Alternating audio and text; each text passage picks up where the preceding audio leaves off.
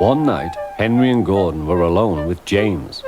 Although the Fat Controller was beginning to think well of him, whenever a chance came, the other engines would talk of nothing but bootlaces. "Remember the time one had to be used to get you out of trouble, James," they would tease. James tried to get his own back, talking about engines who got shut up in tunnels and stuck on hills. But they wouldn't listen. "You talk too much, little James," said Gordon. "A fine, strong engine like me has something to talk about.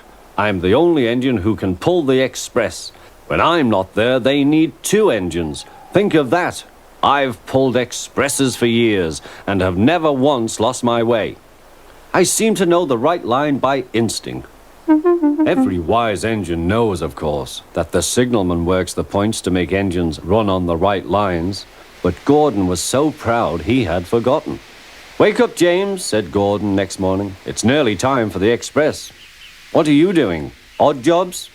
"Oh, well, we all have to begin somewhere, don't we? Run along now and get my coaches. Don't be late." James went to get Gordon's coaches. They were all shining with lovely new paint. He was careful not to bump them, and they followed him smoothly into the station, singing happily, "We're going away, we're going away." "I wish I was going with you," said James. "I should love to pull the express and go flying along the line." Gordon, with much noise and blowing of steam, got ready to back onto the train.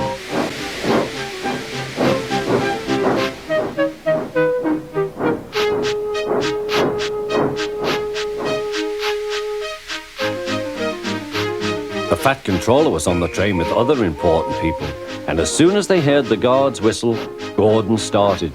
Look at me now," he puffed, and the coaches glided after him. "Poop, poop, poop, poop, poop. Goodbye, little James. See you tomorrow." James watched the train disappear and then went back to work. He pushed some trucks into their proper sidings and went to fetch the coaches for another train. James had just brought the coaches to the platform when he heard a mournful noise. There was Gordon trying to sidle into the station without being noticed. "Hello, Gordon. Is it tomorrow?" asked James. Gordon didn't answer. He just let off steam feebly. "Did you lose your way, Gordon?" said James. "No, it was lost for me. I was switched off the main line onto the loop. I had to go all round and back again." "Perhaps it was instinct," said James. Meanwhile, all the passengers hurried to the booking office. "We want our money back," they shouted. But the Fat Controller climbed on a trolley and blew the guard's whistle, so loudly that they all stopped to look at him. Then he promised them a new train at once. "Gordon can't do it," he said. "Will you pull it for us, James?" "Yes, sir, I'll try." So James was coupled on and everyone got in. "Do your best, James," said the Fat Controller. Come along, puffed James. You're pulling us well, sang the coaches.